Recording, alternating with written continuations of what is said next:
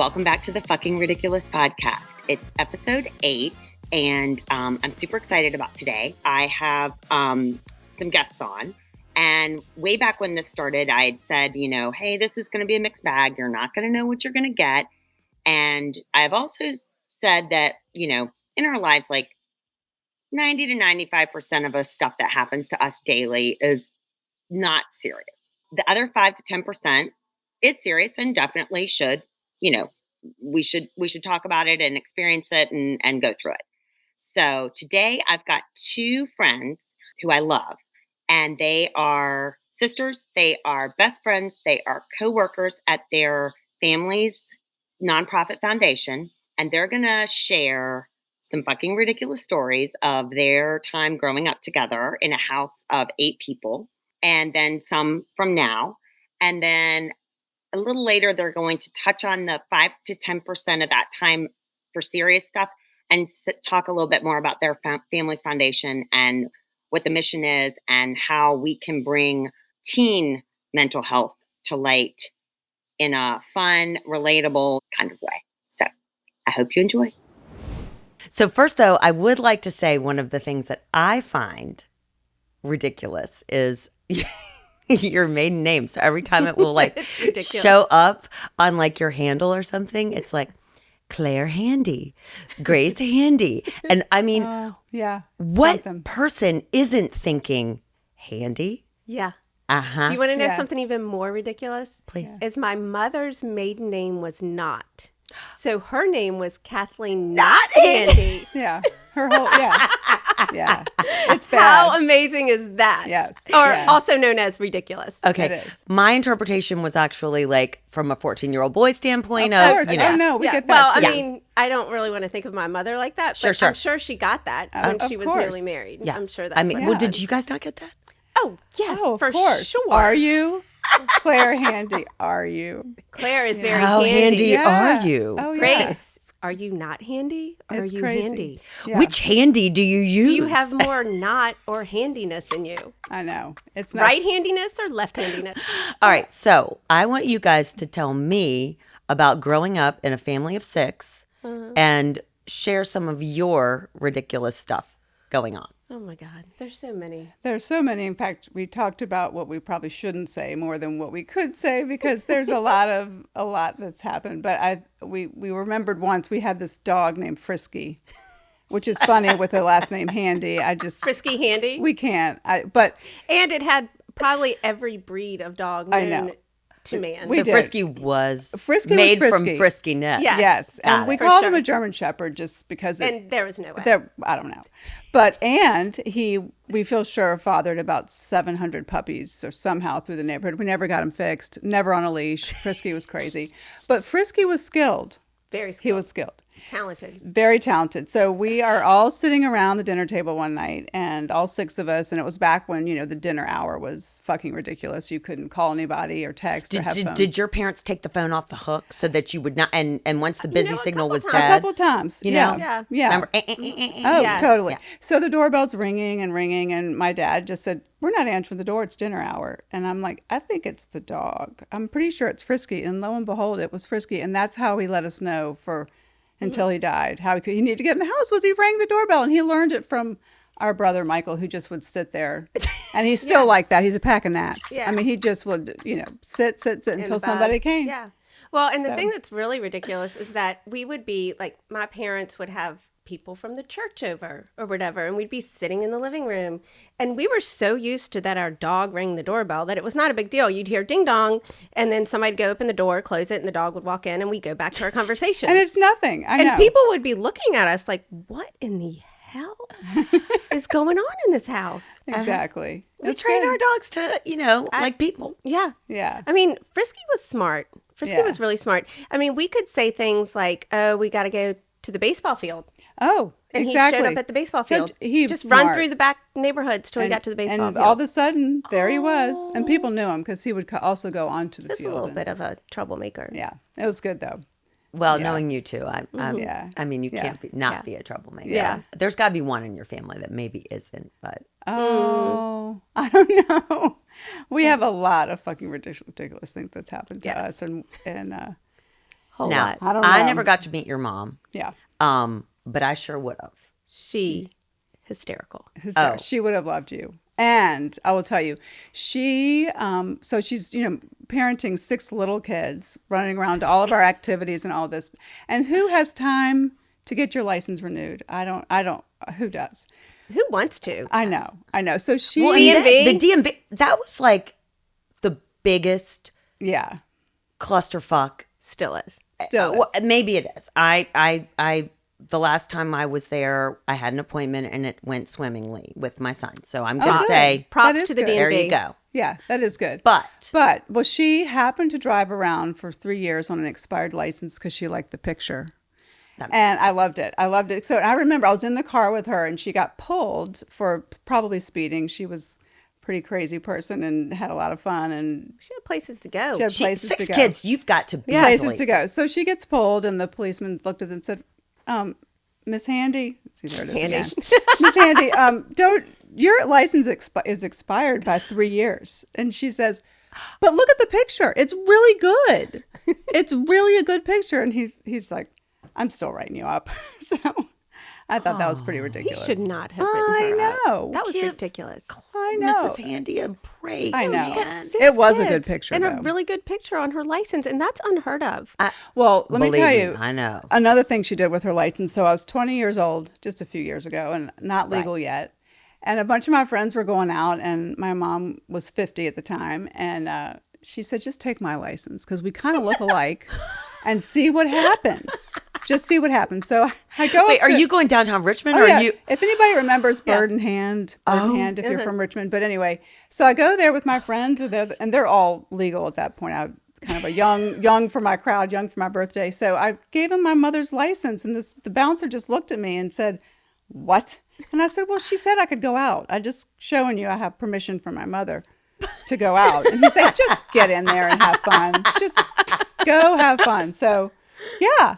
She felt sorry for me. I was, Well, she ready to also, have and a good time. she was a huge rule follower. So I I will was a set rule that. follower, I yeah. mean, like if your curfew was Wow. 11 and you came home at 11:31, you were in 30 minutes early the next night. Oh yeah, But strict. she was okay with giving us fake IDs. Oh yeah. I mean, like our sister Heather was very young for her age. And so she actually, I think she yelled at you and said, just give her your damn license for that's one true. night. For one night because So she can go out with her friends. Irish twins, close in age. She goes, Oh. just give it to her because she didn't turn 21 till October. Oh, so been yeah. there, Yeah. done that. So Still- she always wanted us to have a good time, and she had a good time. But she did run a tight ship, real tight ship. So I love that you took your mom's yeah. license. I went 50 out. years At old. 50. Yeah, yeah. I It was good. mean, it was good. and back then, I don't even know what they were. They the side? Remember when it was like the side profile if you were side and underage? front. Yeah. Uh-huh. Yeah. Uh-huh. Yeah. Oh my gosh. And do you remember? I mean, not that any of us really would have had a fake ID, but if we had, do you remember how you would, in theory, have to remember like your birthday and you're always from New Jersey and you had to Yeah. renew your like address and all of that. And you just would be on the way to said bar and you would just be like, Reciting it like a I song. remember. Okay. Yeah, that's right. Okay. So what about now? So your lives now, you have 3 I have kids. 3 children. Yep. And you have 5. 5. What about your other siblings? Like, do they have that many? Let's see. Mary Suzanne has 2. Brother Trip has 2. Heather has 2. Our brother Michael has 4. Okay. So yeah, kind of a mix. Nobody went all the way to 6 or 7, but Yeah. Grace got close. I got close. You got close, girl. Yeah. She got close. You did. I got real close. Yeah. Yeah. It's a lot. It's fun. It is. It's and so many ridiculous stories. Oh. Yeah. I mean, So many ridiculous stories. Okay, I'm going to tell you one. Okay. So I think a lot of people can relate to that whole feeling that you feel and look like shit after having a baby. You just think, what? I mean, not me. No, you popped After out, put having your bikini. twins. Yeah. Mhm. Yeah. You just were ready to roll. Totally. But anybody out there that says, oh, I just had it together right away, Lies. Is a fucking liar. lies. And Or has a lot of help. Like, a lot of help. a whole lot of help. I mean, still, there's- but your body has gone through something and your hormones and everything. Yeah. Well, I think this was after my third. And, I never really went to the doctor. So I had to be pretty sick. Yeah. And yeah. I had this nasty, snotty, like things coming out of your eyes and nose and ears are clogged up. And you're just like, your whole face is just like swollen. And it's just, you're just gross and you're snotting and you're trying not to like have it run down your face. And you talk like this. yes. And then at the same time. The kids don't understand they the don't. words you're saying. Right. That's right. And at the same time, like your breasts are swollen because you're nursing I've never had that. and you have leakage. And so I go ahead and you're like, I'm going to take care of myself. I got these 3 little babies. I need to go take care of myself so I feel better and I can take care of these children. I go to the doctor, and I'm not kidding. Like, I probably had one breast pad on, not the other one, and leaking snot, everything gross, nasty. I feel horrible about Probably myself. haven't showered in a couple days. Oh, yeah. I don't even know what my hair is. And Yeah. I didn't even bother putting Right. on a baseball hat to try to make it look better. I don't It's know. survival of the fittest Yes. right now. Yeah. And I get back into the little room. I'm sitting on the paper thing, and I'm like, just like, oh, God, I feel horrible. Please just let this be quick. You can't even really hold your head up. And the nurse comes in, and she's like, I just want to tell you something. The doctor you're going to see today, he is hot. Cool. I looked down at my shirt. I was like, really? Like, how hot are we talking? he- Like, she said- scale from 1 to 10. Oh, she was like 10. Fuck. Right. Like super right. hot. I no longer see this doctor. Of course not. I'm couldn't go surprised you back. didn't run out. I could not go back. Oh. But he did come in, and he was ridiculously hot. Like, Yeah. he was really hot. I remember Hot Scott. I did. Yeah. Yeah. I do. I love a good Yeah. nickname super, too. Yeah. super hot. And so I'm sitting there and I'm like, this is awful. And he's got the flashlights and oh God, I'm just like, your breath's even bad. And then he looks in my ear Oh, bad. and he's like, oh, wow. We're going to have to give your ear an enema. Oh my God. We had My to son's flush had this. that out. And what came out of my ear, he goes, oh, wow. Again, when it plopped out, I'm like, when it came out, it was this like gray mothball looking crap that was in my ear. And I just looked at him. I'm like, can you just give me antibiotics and can I go home? Like, I have no Yes, dignity left yes. right now. I have no dignity. It's- It was yeah. fucking ridiculous. The other ridiculous part of it is I got home and I think I was crying. And David, my husband, walks in. He's like, why are you crying? And I was like, because I just had the hottest doctor get something gross out of my ear. And he goes, rewind. Why are you telling me that this doctor was hot? I'm your husband. I'm like, look at me. I have breast milk coming out of my everywhere and snot. And I just apparently had some creature pop out of my ear. Yeah. I'm A upset. small bug. Support from my husband would be nice. No. No. It somehow does circle back to be around about them Yeah. a lot of the time. Yeah, You know? exactly. So no sympathy there. No. Yeah. He was just upset that I found, The doctor tried. yeah, I have eyeballs. Yeah. I mean, don't you? Yeah. I mean, Exactly. I have a girl crush list of Oh. like, Yeah. I mean, yeah. for myself. Right. Yeah, I mean, Chris can have his. Am I on it? In the real world, yes. Okay. In the like celebrity world, you've not made it yet. Oh, I'm not a But keep celebrity. trying. Okay. Keep trying. Number 1 with a bullet, Margot Robbie. I mean, come on. Yeah. Yeah. Yeah.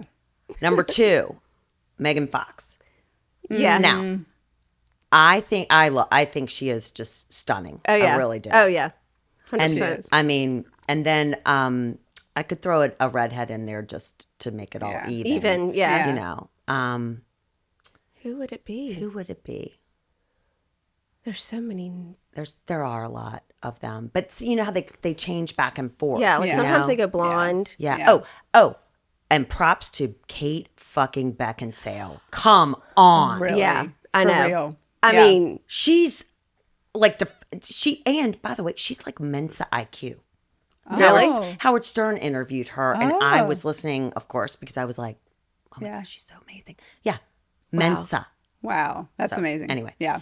That's good. Girl That's a big crushes. word. That's I another. know. It's another I know. topic. yeah. Yeah.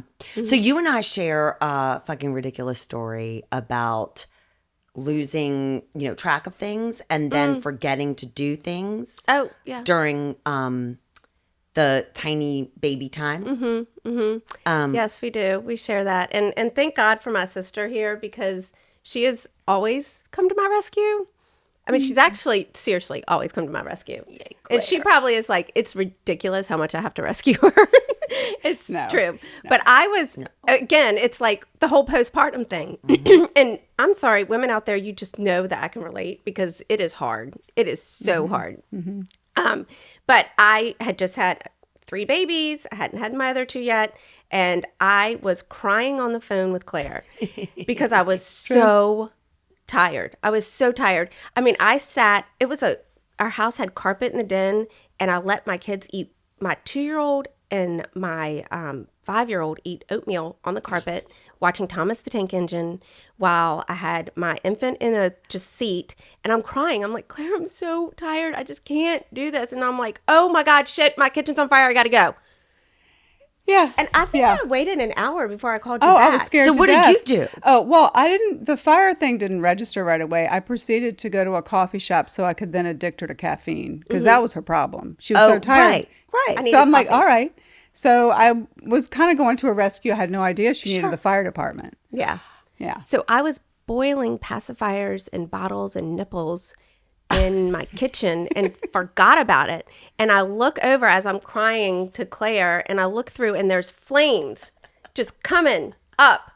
And I had just, Andrew at school had just learned the fire drill. Like if we meet at the mailbox, if there's ever a fire. Yes. Okay. Yes. And he starts grabbing my 2-year-old.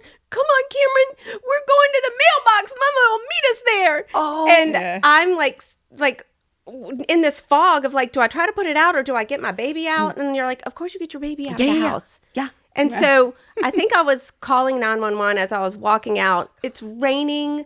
My car was locked. I couldn't get into the car to put the baby in the car. So we're all at the mailbox in the rain waiting for the fire department to come. Where's Dave? Yeah. Not home. Yeah.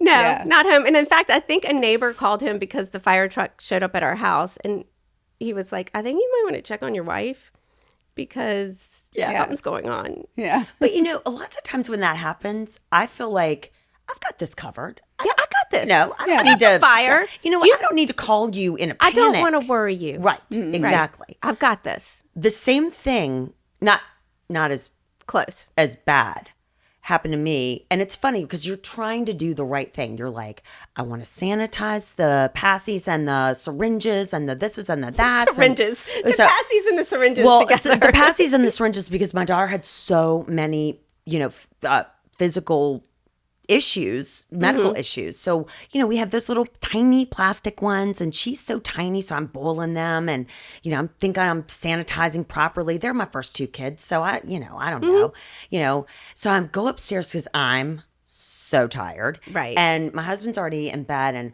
I kind of pass out a little bit. And then I'm like, wake up in a panic. Yeah. And I was like, shit. And I run downstairs and there are flames everywhere. It's amazing how much these little pacifiers can create. And the plastic smell is disgusting. Oh, gross. And so my husband's on right on my ass coming downstairs and he's like, oh my God, what did you do? And then I'm like, nope. And I try, my brother was a firefighter for 16 years. And so I reach under the sink and I grab the fire blanket that I have had now for a long ass time and have never had to use it. So my husband is like getting water and I'm like, you don't do that. You don't do that. That's wrong. And he's like, what are you doing? And I throw the fire blanket on it. The fire blanket goes whoosh and it takes care of everything. And he goes, what the hell are you doing? And he pulls the fire blanket off, not realizing that it's a fire blanket. And then the fire goes whoosh again. And I'm like, it's the fire blanket. God damn it. So I'm putting that back down there. Now you keep that fire blanket on, everything's good. Yeah. But if you the take it argument off. between you two and the flames, it actually is very symbolic. Think about that. I know. You blew up at each other. You took it down. You blew up at each other. You took it down. I mean, so I it's like you can win for losing sometimes. Now, I did not burn down our entire kitchen. We did have char marks for a very long time until we could save enough money to actually redo our kitchen. But you know what? Yeah. small price to pay, right? Yeah. So I know. We did have like the little, the little black soot that comes out yeah. of like with rubber from the pacifier. It was all the way up like the stairs. yeah. I was like, wow, this thing was like this little. Like, how? I- But once again, Claire came to my rescue with coffee, and she got me addicted by I putting a did. lot of hazelnut in it. Yeah, we got to get her started somehow. And You're she the would pusher. bring. I'm telling you, this is how wonderful this person is. Every day, for I think a solid week or two, she brought me a coffee because I didn't even know how to. Like David made his own coffee in the morning, and he makes And horrible I coffee. had 2 babies at the time, so we would just put all the babies on the floor and let them eat the oatmeal. Drink our I mean, coffee. at that point, you're It was like, all good. bets are off. If Yeah. if it's not edible, if it's a Lego, Yeah. that's the only time we're going to be Right. upset. You Right. know, Yeah. Right. And you vacuum those suckers up. Yeah. I did it. Yeah, We all did. Oh, do you remember Polly Pocket? Oh yeah. Oh, those little. Oh, yeah. And they would get caught up in the microphone. Hello, in the vacuum. Oh, I know. And they Every would time I'd hear that, Yeah. I'd be like, no, another the one one bites bites the dust. dust. You know, but what do you do? You're like, Exactly. you're just trying. You're You're trying your best. trying. That's all we're doing. That's all of us doing. Exactly. Is trying our best Exactly. So I mean, like, and laugh at ourselves. That's what's so great about this whole thing you're doing. thank you. If you cannot laugh at yourself, you have no right at laughing at anybody else. Agreed. And I like the stupidest shit happens, and arguably it happens like because of decisions I make. It's just life. Life is ridiculous. It is ridiculously awesome. It can be ridiculously hard. It is just ridiculous. Yeah. Yeah. Claire, why you got that scar on your leg? Oh, Lord. ridiculous. Fucking ridiculous, I'll tell you. Well, I need to start the story with the fact that we had probably 40 of our extended family at a river vacation, a river house, and lots of beer flowing. Not with me, I was 12. But, anyway, we were out. We had this old rickety golf cart that, everyone does. So we're driving around on it with my cousin Jackie, who is marvelous and fucking ridiculous in general. We Yes. love her so much. We love her. her. So we have great stories with Jackie. She should be on here at some point. I'd love it. Anyway, she's driving the golf cart and I'm on the back and my leg is hanging off the back and we see this tree coming and she says, "Claire, jump off. And I can't hear her because this thing is so old. Right. So I jump off and the trailer hitch grabs my leg and goes through my calf. Well, not it didn't break the bone, didn't go through. It's disgusting. Y'all can throw up now. Oh my God. But the great part is that we're so far away from a hospital that we have to figure out who is sober enough to drive me to the Claire hospital. Handy to the Claire. hospital. Yes, Claire You Handy. need to go to the hospital. Hospital that is not even like a real It's hospital. not. It is just, yeah. So It's like a veterinary hospital, Yes. people It is. hospital, Yeah. like And liquor store next to it. Yes, Yes. exactly. Yeah. So I'm laying in the back of the station wagon, just driving, on the way to this hospital. We get there and I'm probably in shock at this point, but I remember everything. That had to hurt. Oh, and the smell of the alcohol all around me, of the people and the Everybody's and the- like, And in how her much mind. is it bleeding? Like, are you tourniqueted it up? Oh, Or are you like they putting started your- to tourniquet it up, and there was matter rolling out of it. But anyway, we get there, and the doctor goes, "Y'all could just breathe on her and put her out." But the big fucking ridiculous thing about the story is the emergency room doctor looked at me and said, "The only reason you did not lose your leg is you have generous calves." Generous calves. what every And when you're 12 years old, Yeah. right? But you know what? It's true. I do have generous calves, I live in that club. right? And it did carry me through 3 Ironman races. True. One we trained with you for, and we cannot move on from anything until we discuss your fucking ridiculous day or all of I think us. it was a collective. It was- ridiculous day. Well, first of all, it was ridiculous that we signed up for this thing. Oh, Ridiculous. I had no and that we business. continued to sign up for Ironman this is races. true. This is Ridiculous. Well, training for these things sometimes brings you to fun training weekends. Yeah. that's true. Very true. And so Nicole's race was about 2 weeks after ours. You were doing Louisville, we were doing Chattanooga that year. And we had this amazing coach whose name is Parker. And Precious. Parker likely does not listen to this podcast, but Likely. I just need to say he had a Bible verse tattooed to the inside of his beautiful tricep. oh, The most in shape man. The most in shape man Totally. that he can be. But he was amazing. We had a group of us that went up to Wintergreen to climb Crabtree? Crabtree Falls. Falls. Yeah. So and on road, obviously on the bike to get us ready for these races. And Parker, who is an incredible athlete himself, elite. Absolutely. Oh, and we had that guy. Was he from he had- Brazil? yeah. He had his friend. Yes, he had a Spanish triathlete that was. I think he was. I mean, like superstar. Really, superstar. That he was with us. Like he was just training for fun on our like rigorous training That's right. day. Like that That's was just a ride thing. out in Yeah. in the country. exactly. You know, and I think he was like 17, and I think he knew 4 English words. Yeah. And then Well, after he learned meeting more me, after He you. learned a few more. Yeah. I So don't we're think he climbing actually on this particular steep hill all together. And Parker had told us earlier that morning, we were all nervous. I mean, it's a lot to train for this stuff. We were scared to death in general, or at least I was. And he said, "Oh, don't worry about it. I've taken 10-year-old boys up here. I've taken women, 60s, 70s. You guys can make it. You are totally good. You've got this." Lies. Okay. Well, I did Lies. not hear that conversation. Number one. Which Well, you did later because. I did hear it later. So we're going up the hill. We're and ascending, We're ascending. yes. and we are ascending for a long time. Long time. And at one point, a member of the group needed to pull off. There was some fear issues with upgrade or descents and all of this going on. So we weren't together. Right. So at one point, we managed to come back together, and we said, "Parker, you said that you brought 10-year-old boys and women much older than we are up here. I can't believe that." And Nicole says, 10-year-old boys and older women? Parker can suck my dick. I looked at Oh him. no, and I suck was, my balls. I'll suck my balls. Parker can suck my balls on that.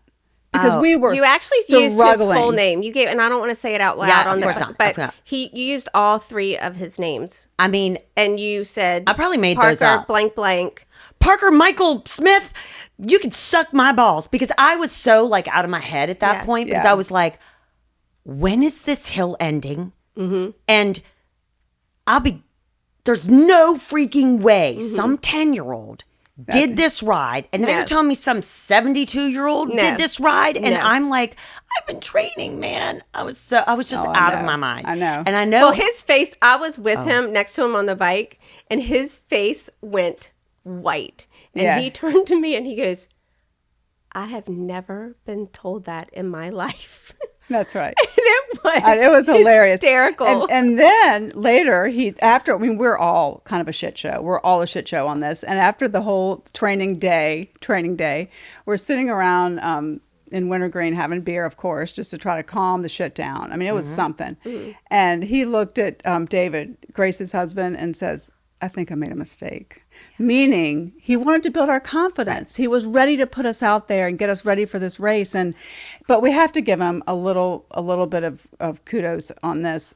We had witnessed some people descending down the hill on the other side, going over the side. It was a traumatic day with a lot of things happening. So it wasn't Parker just dealing with our crazy. It was all of us dealing with a bunch of stuff. But when I describe you to my husband, I'm like, "You remember Nicole sucked my balls?" And he's like, my parents would be so proud. I know my husband is it's just the beaming greatest right story. now. No, it's just the greatest story. P.S. I don't actually have balls. right.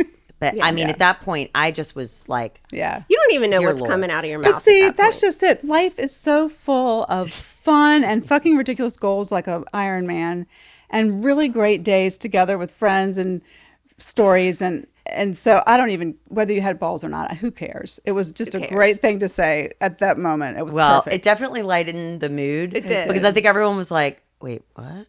Yeah. But yeah, that was tough. And I mean, I think we were on that bike. Let's just give a frame of reference here. It wasn't like we were on a bike for 2 hours. We were on that bike for like 6 Yeah. hours. Yeah. Yeah. You know, and granted, we don't live in Colorado. We don't live in a major mountainous, but I Right. mean, These were significant. elevated hills, Yeah. certainly. Yeah. Because we were trying to match, or Fatty was trying to match elevation to Louisville. Yeah. I don't do any of that. I'm No. a hack. Yeah. No. I'm a hack. Like when we were training at the river. Yeah. And I was riding with Claire and her husband, and I'm riding my borrowed bike because I'm a hack.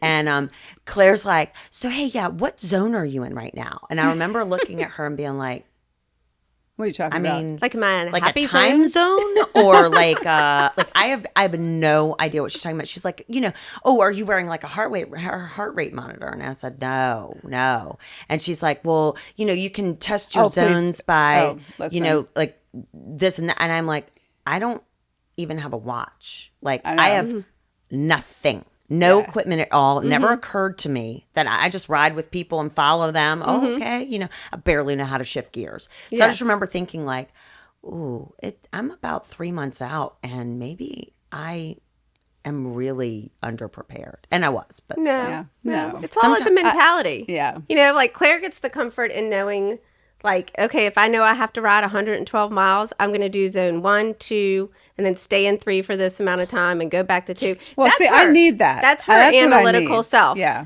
Like Yeah. you are like, I just want to follow that person, and if I stay up with that person, then I'm good. Yeah. I find someone with the cutest outfit that I don't think is a pass hole. And the pass holes. Yeah. Yes. The pass holes are the people On your that left. never say on your left. They just Oh. assume they're coming because yeah. they're so fast. Yeah. Right. Exactly. Those are pass holes. But Yeah. I'll like find someone with a super cute outfit or like a cool tattoo and I'll be like, I can match her, or I can match him. And then Yeah. usually they leave me in the dust. But, that's basically But you hold how- on for as long as you can. Yeah, absolutely. And then what you do is when you don't hold on, you just don't let that negative self-talk come in. You just are like, okay, that was fun. That was a good ride for a little bit. Now I'm going to find somebody And now else. I got to find someone new. Yeah. Because you got nothing but time. Yeah. Yeah. Nothing but time. Just out a long day.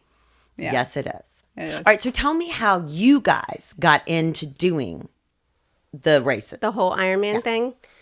Well, that is a story. Actually, David started the whole Ironman thing. I believe that.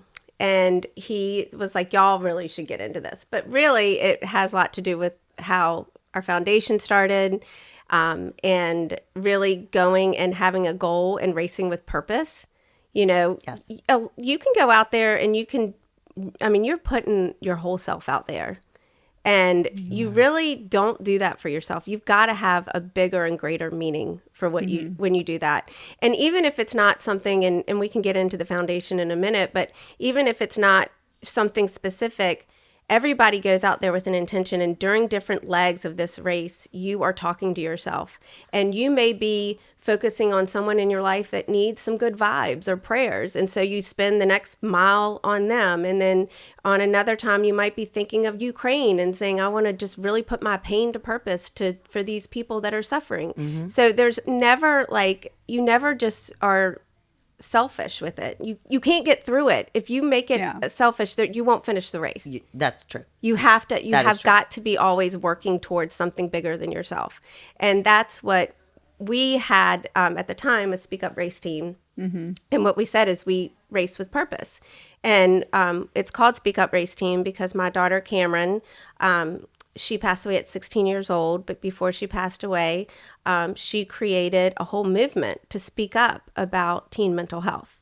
And she had her own struggles with depression and anxiety, and she thought it was fucking ridiculous that there was a stigma attached to it, and that why do we talk about, somebody, has diabetes and they need to go to the nurse and get insulin? Like, why is somebody not talking to me about the scratches on my arm? Right. Or why is it, she's just the girl that looks sad all the time, or what, she's just got dark circles under her eyes, and let me just make judgment calls on why those dark circles are there. Or why someone always wears long sleeves or refuses to put on shorts, Right. Or, Right. I mean, yeah, there are so many. So she really many wanted signs. to speak up, and she, she wanted, her biggest thing was, she didn't want people to feel alone. She felt very alone at different times, even though she had a very loving family around her. It's like, you just want to be a normal 16-year-old sometimes. And at 16, you don't realize there is no normal 16-year-old. At 16, you're looking at look at Instagram and look at all this stuff that's perfect out there. And you think that everybody's life is just something that you wish you had. And you're supposed to have. Mm-hmm. That's Right. the other thing that like, I feel bad Mm-hmm. for the kids with the socials because like when we were growing up, I mean, I fucked up all the time, but nobody was videoing it. No one was putting it out for public consumption. You know, you were able to kind of work through it and then make that same mistake about 20 more times if you're me, and then finally get, you know, some resolution. Now it's like, you make a mistake or you do make a poor decision, it's with you forever. And everyone remembers you as like, oh yeah, you're the one who, you know, sent the nude, or you're the one who ran into the principal's car, you know, or whatever. Right. So Exactly. it sucks. Well, I mean, even on a smaller scale, it's like we have enough, all of us have enough negative self-talk that if you are always seeing something like that in your face, it's almost like reinforcing. It brings that voice up louder.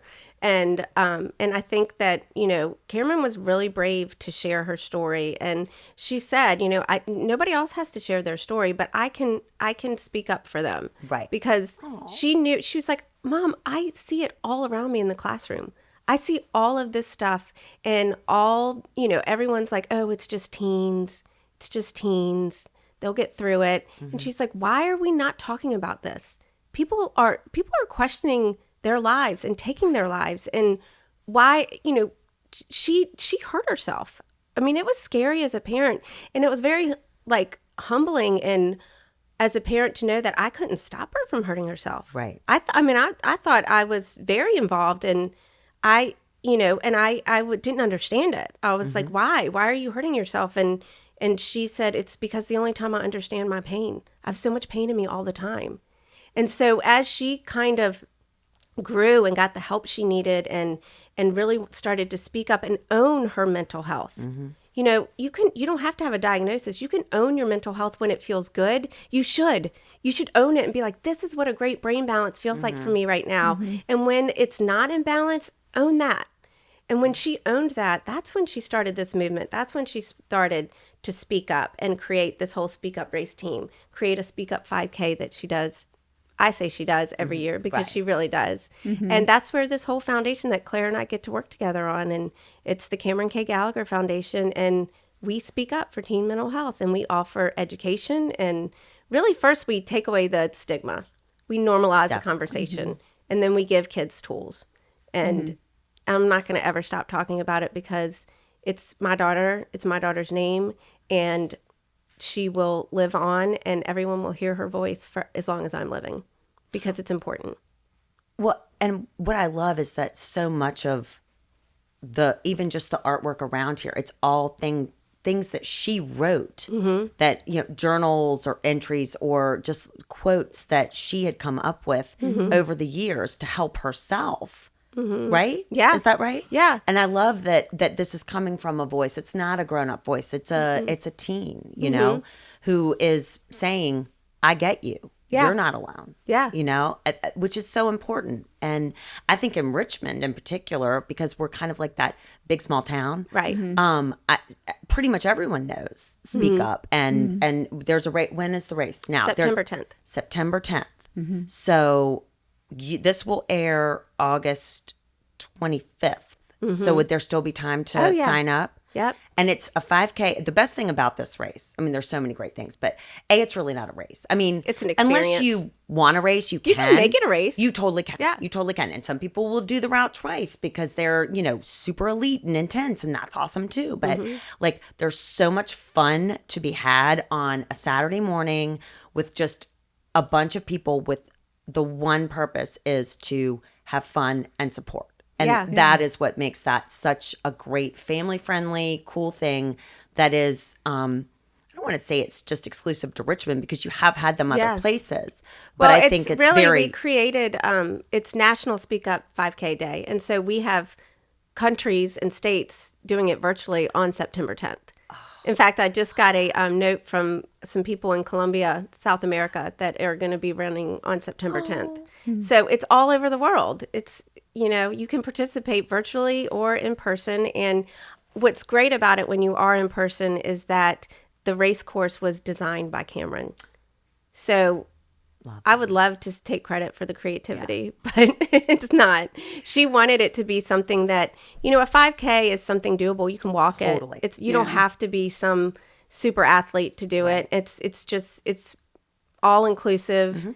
And she just wanted it to be in an environment where, you know, in a race environment, everyone that goes to the start line, and I don't care what race it is, Yes. has a story of why they're there. Absolutely. But they also set a goal. So some people's goal that have challenges is just to get in a shower, you know? Totally. And so it's like everybody has a start line and we're all trying to get to the finish line and reach our goals. And along the way, why not have some encouragement?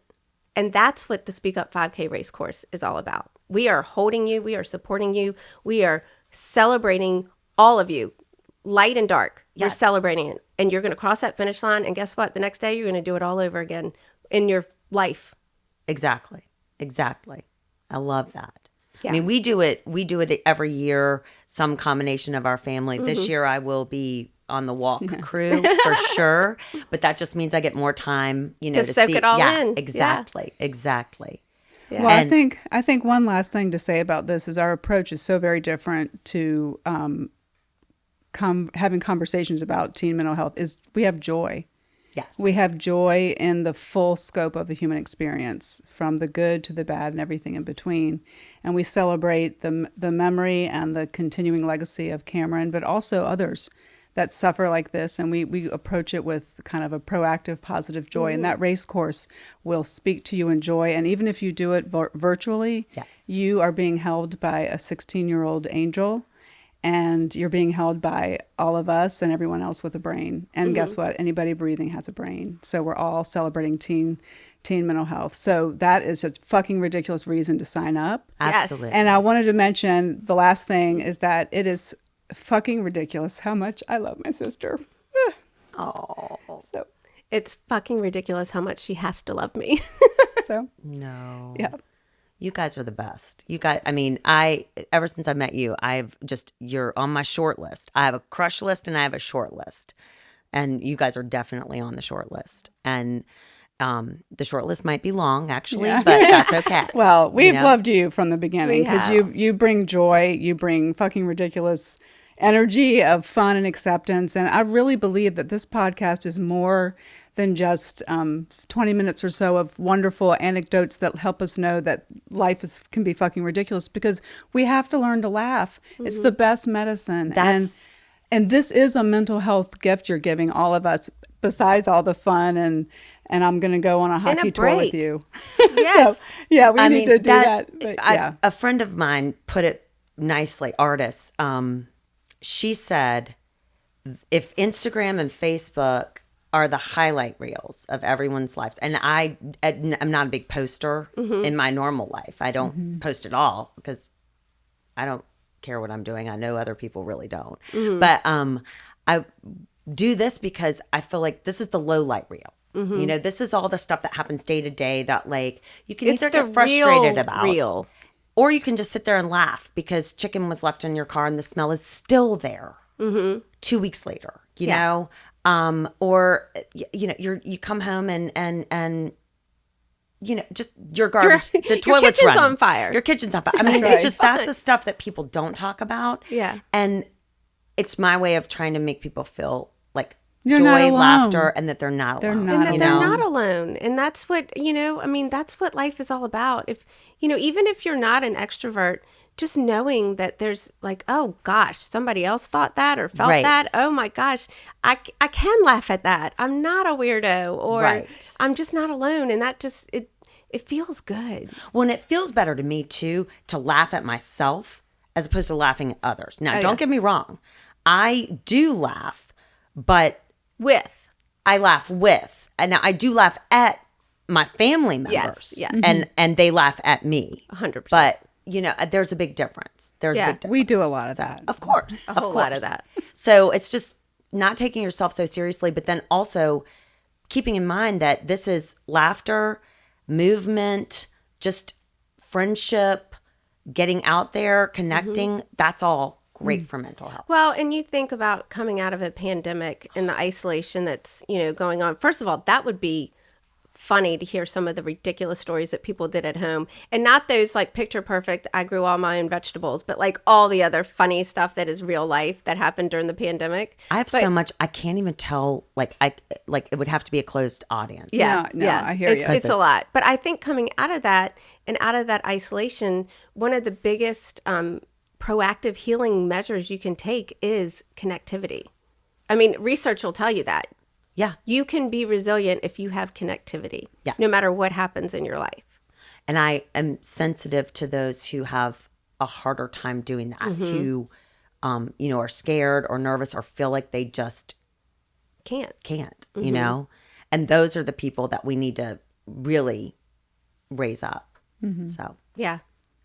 well, I really appreciate you guys coming and love it. talking. Yeah, Thank and you. we could do this all day. We Yeah. could. We could. will. We will. We will. We'll let Joe go. Absolutely. Yes. But thank you. So speakup.org. You can go to ckgfoundation.org and then click under races, and it'll take you right to where you need to be.